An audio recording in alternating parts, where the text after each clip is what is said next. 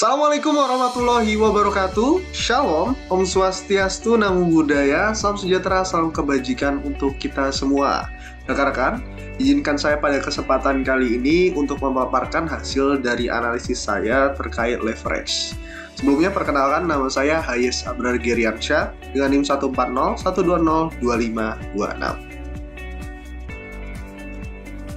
Oke, rekan-rekan, seperti judul kita tadi, di sini kita akan membahas leverage. Berarti kita perlu mengetahui secara general apa itu leverage. Nah, leverage sendiri merupakan penggunaan biaya tetap terhadap pengembalian yang diperoleh pemegang saham dan tujuannya untuk meningkatkan profitabilitas. Nah, leverage ini menjadi salah satu teknik yang penting dan dapat membantu manajemen dalam membuat keputusan investasi maupun pendanaannya. Nah, leverage sendiri di sini punya beberapa jenis. Di sini kita perlu mengetahui jenis-jenis dari leverage. Di antaranya ada operating leverage, kemudian ada financial leverage, dan total leverage. Namun sebelum itu, kita harus mengulas sedikit terkait BEP, di mana BEP ini menjadi salah satu titik utama ketika leverage itu terjadi. Nah, BEP sendiri ini merupakan titik seimbang atau titik impas dari besarnya pendapatan dan total cost. Nah, BEP atau break even point ini dirumuskan dengan dua jenis. Di sini ada break even point dalam unit dan ada dalam rupiah. Nah, BEP dalam unit sendiri dirumuskan dengan BEP sama dengan FC dibagi dengan pengurangan antara P dan VC. Dan ada rumus kedua yaitu dalam rupiah dirumuskan dengan BEP sama dengan FC dibagi dengan 1 dikurangi dengan VC dibagi dengan S, dengan keterangan bahwa BEP sama dengan break even point, P sama dengan price per unit, FC sama dengan fixed cost, S sama dengan sales volume, VC sama dengan variable cost. Kemudian di sini ada grafik dari BEP yang mana dilingkari dengan lingkaran berwarna oranye. Nah, pada titik ini merupakan titik BEP atau titik seimbang dengan kondisi di mana TC sama dengan TR atau EBIT sama dengan 0.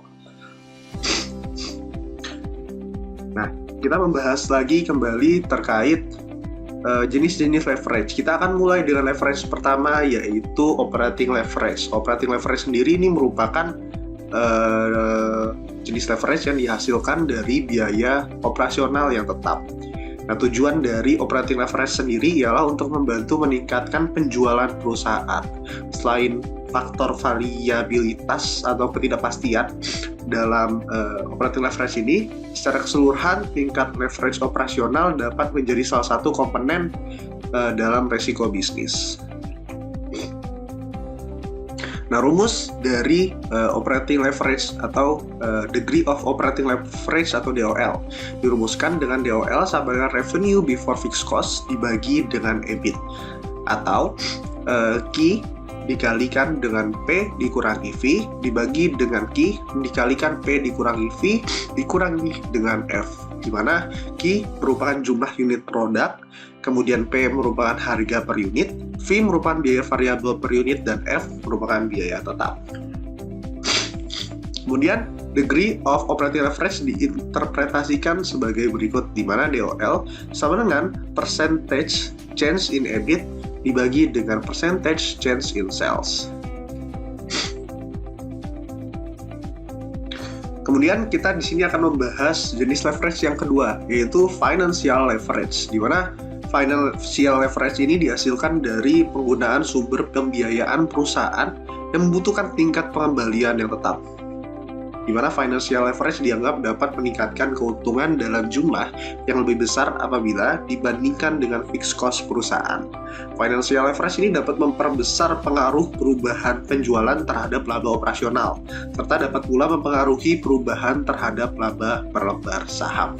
Nah, financial leverage ini dirumuskan dengan DFL atau degree of financial leverage sama dengan EBIT dibagi dengan EBIT dikurangi I dikurangi pembagian antara PD dengan 1 min T, di mana EBIT ini merupakan laba operasional, dan I merupakan bunga pinjaman, dan PD merupakan dividen saham preferred, dan T merupakan pajak.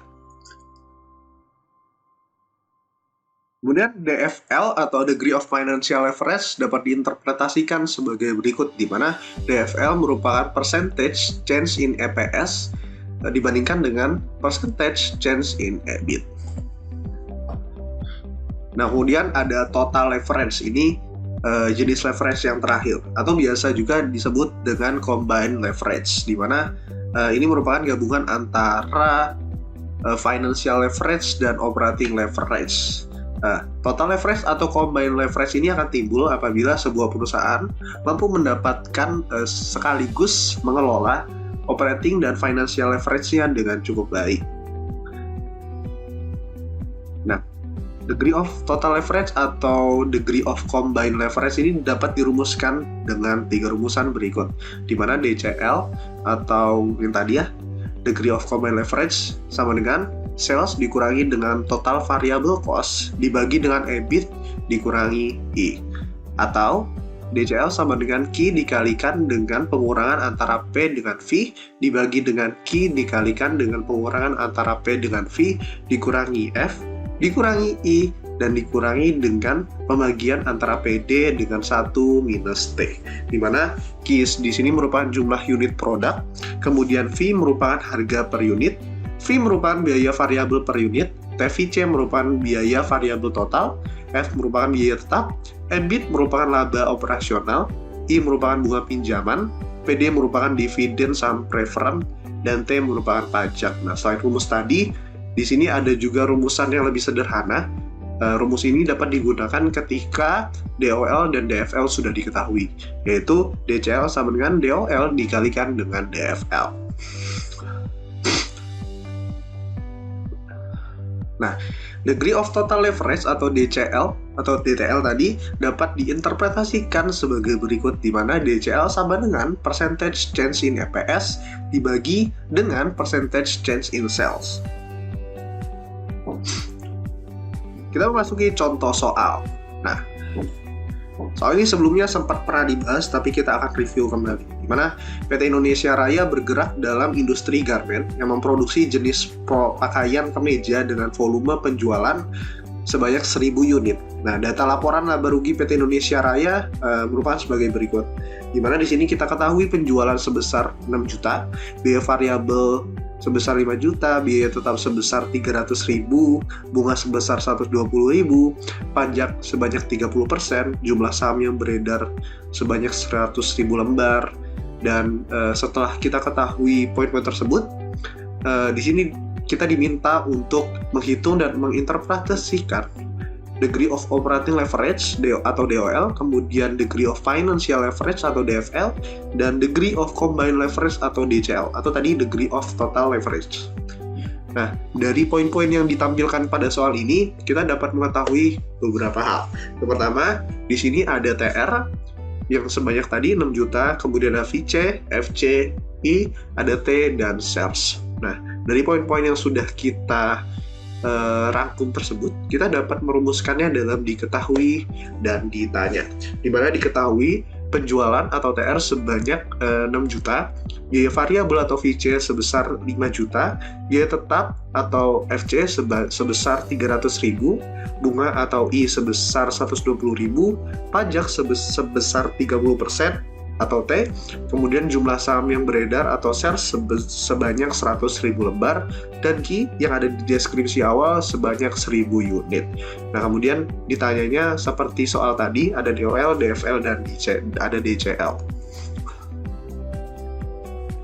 Nah, untuk itu kita harus menghitung dulu DOL. Itu merupakan poin A, poin pertama yang ditanyakan kepada penjawab, dimana kini di sini kita menggunakan rumus DOL sama dengan Q dikalikan dengan P dikurangi V dibagi dengan Q dikali dengan P kurangi V dikurangi dengan F. Nah, kita tinggal menginput data-data yang kita punya tadi.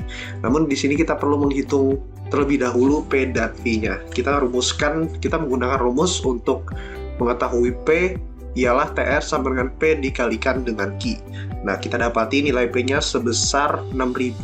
Dan kita dapati V dengan menggunakan rumus VC sama dengan V dikalikan dengan Q. Kita dapati V-nya sebesar 5.000. Nah, kemudian kita inputkan kedua data tersebut dan data-data lainnya, dan kita dapati DOL sebesar 1,4286. Dari hasil tersebut kita dapat interpretasikan bahwa setiap perubahan 1% pada sales akan menyebabkan perubahan EBIT sebesar 1,4286%. Hal tersebut berdasarkan rumusan interpretasi dari DOL, yaitu percentage change in EBIT dibandingkan dengan percentage change in sales. Baik, untuk kita lanjut ke poin B, di mana kita diminta untuk menghitung DFL. DFL sendiri dirumuskan dengan EBIT dibagi dengan EBIT dikurangi I dikurangi PD per 1 min T. Lalu kita inputkan data-data yang kita punya dan kita perlu hitung terlebih dahulu PD. PD sendiri merupakan hasil perkalian dari harga saham dan jumlah saham. Nah, harga sahamnya karena tidak diketahui, maka kita simpulkan bahwa harga sahamnya 0, dikalikan dengan jumlah sahamnya itu 100.000, maka didapati PD-nya 0. Kita inputkan dan kita hitung, dan didapati nilainya sebesar 1,2069. Nah, dari hasil perhitungan tersebut, kita dapat interpretasikan di bawah setiap perubahan 1%, bahwa setiap perubahan 1% dari EBIT akan menyebabkan perubahan pada EPS atau earning per share sebesar 1,2069%. Nah, karena kita udah mengetahui DOL dan DFL-nya, untuk menghitung DCL akan lebih mudah, karena kita hanya perlu mengalihkan antara DOL dan DFL-nya saja. Di mana DOL-nya tadi senilai 1,4286, kita tinggal kalikan dengan 1,2069. Yang kita dapati hasilnya sebesar 1,7242. Kita dapat interpretasikan bahwa DCL ini setiap perubahan 1% pada sales, dia menyebabkan perubahan pada EPS-nya sebesar 1,7242%. Nah, dari semuanya ini, dari DCL, DOL, DFL, semuanya nilainya di atas 1%, makanya nilainya dinyatakan cukup baik. Baik, mungkin dari saya cukup sekian ya penjelasan terkait leverage. Bila ada salah kata, salah ucap, atau kurangnya mohon dimaafkan. Shalom, Om Santi Santi, Om. Wassalamualaikum warahmatullahi wabarakatuh. Terima kasih.